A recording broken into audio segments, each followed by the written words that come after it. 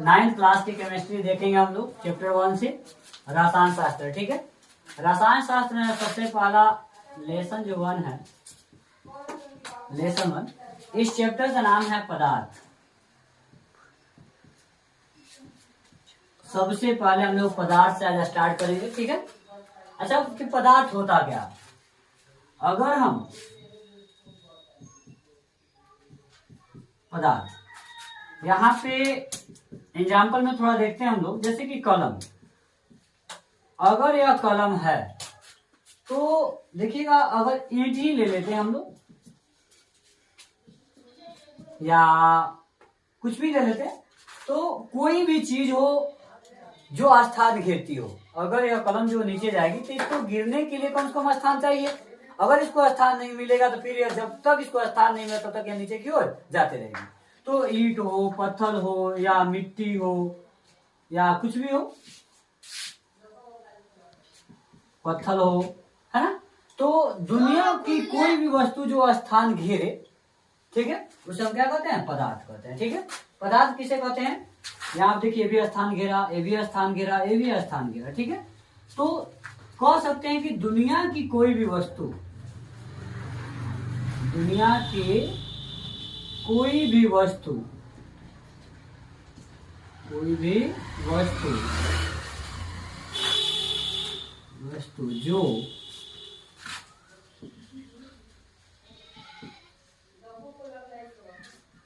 स्थान घेरे उसे हम पदार्थ कहते हैं।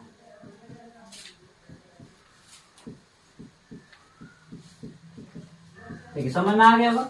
जैसे हमने कलम लिया था, ईंट लिया था, पत्थर लिया था, देखिए सब ये स्थान घेरते हैं और इसमें द्रव्यमान भी होता है। आप लिख सकते हैं कि दुनिया की कोई भी वस्तु, ठीक है ना, दुनिया की कोई भी वस्तु जो स्थान घेरे और एवं उसमें द्रव्यमान हो, उसे हम क्या कह सकते हैं, पदार्थ कह सकते हैं। या दुनिया की कोई भी वस्तु जो स्थान घेरे उसे हम क्या कह सकते हैं, पदार्थ कह सकते हैं। अभी हमने मान लीजिए सपोज दैट चाबी है, चाबी को भी नीचे गिराएंगे तो ये भी अपना जगह घेरेगा।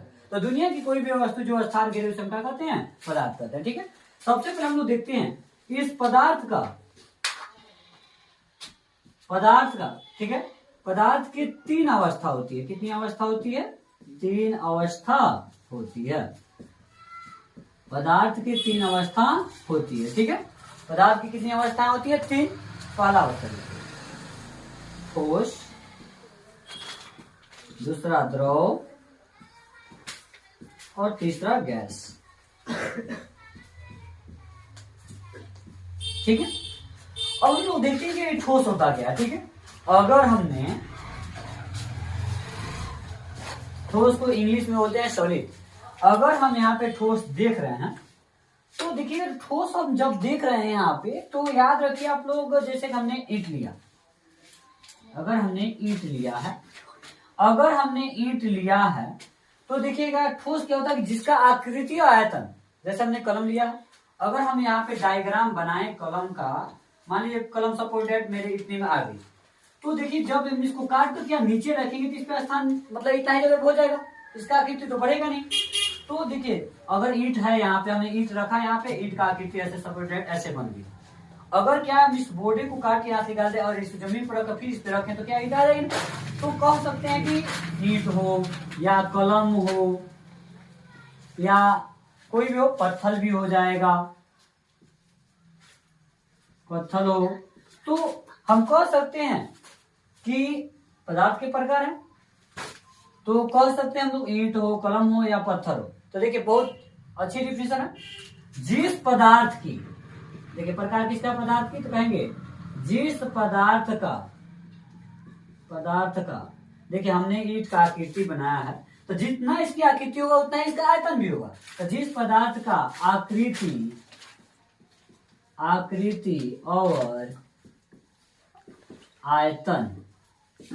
आकृति और आयतन निश्चित होता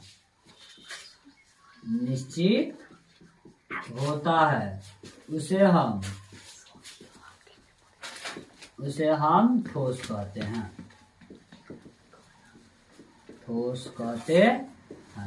ठीक है।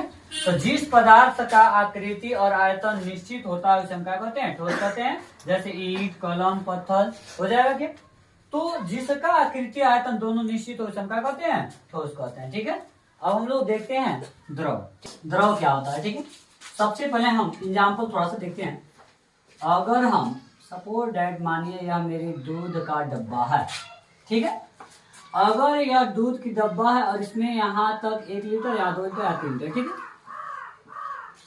यहाँ पे 1 लीटर, यहाँ पे 2 लीटर, यहाँ पे 3 लीटर। देखिए, तो जब यह इसको हम देखिए आकृति आयतन, देखिए इसका आयतन जो होता है ना एकदम निश्चित रहेगा। आप क्या इसमें 1 लीटर आप दूध लाए हैं, अगर आप 1 लीटर क्या लाए हैं, दूध लाए हैं, तो क्या आप दूसरे बर्तन में रखेंगे तो वह 2 लीटर हो जाएगा, नहीं 1 लीटर रहेगा। ठीक है। तो इसलिए आयतन जो होता है इसका क्या होता है, निश्चित होता है, लेकिन आकृति इसका क्या होती है, अनिश्चित होती है। आप किसी भी बर्तन में रख सकते हैं। ठीक है।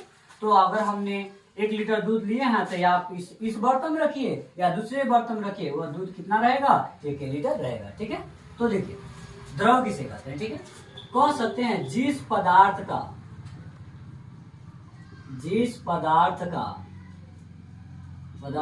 ठीक है आकृति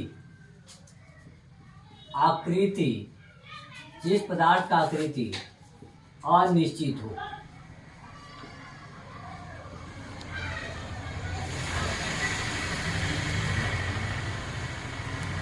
जिस पदार्थ का आकृति अनिश्चित हो और आयतन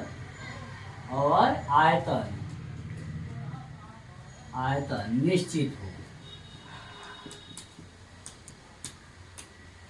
आयतन निश्चित हो, उसे हम द्रव कहते हैं। याद हो गया होगा। देखिए अगर हम फिर हम मानते हैं कोई ग्लास ले लिए, क्या ले लिए, ग्लास। अगर यह ग्लास में 1 लीटर का है, मान लीजिए यहाँ तक हमारा कितना है, 1 लीटर हो रहा है, तो हमने इसमें तेल रखा, क्या रखा, तेल।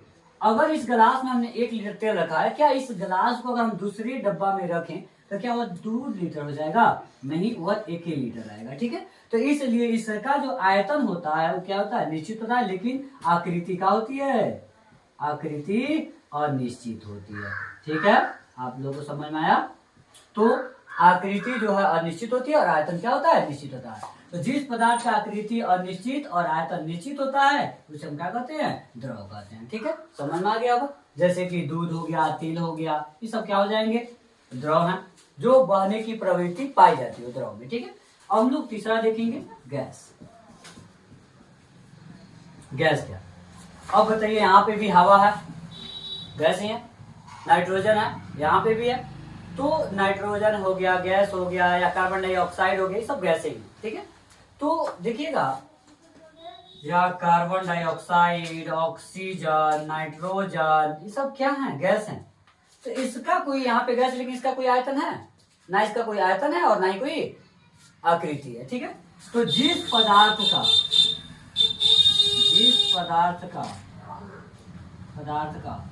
आकृति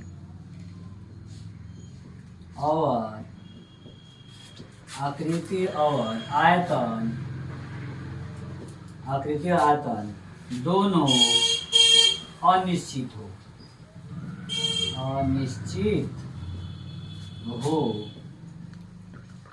उसे हम गैस कहते हैं। ठीक है। गैस कहते हैं। देखिए कार्बन डाइऑक्साइड, ऑक्सीजन, नाइट्रोजन, ठीक है। तो अब यहाँ पे हम लोग देख रहे हैं ऑक्सीजन का है, नाइट्रोजन, ऑक्सीजन हो गया, नाइट्रोजन हो गया। तो यह देखिएगा, इसमें जो मेरा गैसीय अवस्था में जो है, तो इसमें ना ही इसका कोनो आकृति है और ना ही कोनो आयतन है। ठीक है। तो जिस पदार्थ का आकृति आयतन दोनों अनिश्चित होता है उसे हम क्या कह सकते हैं जी, गैस कहते हैं। ठीक है। और हम इसके आगे वाला वीडियो में देखेंगे और आज क्लास। ठीक है। आप लोग अगर वीडियो अच्छा लगे तो चैनल को सब्सक्राइब कर लेंगे। ठीक है।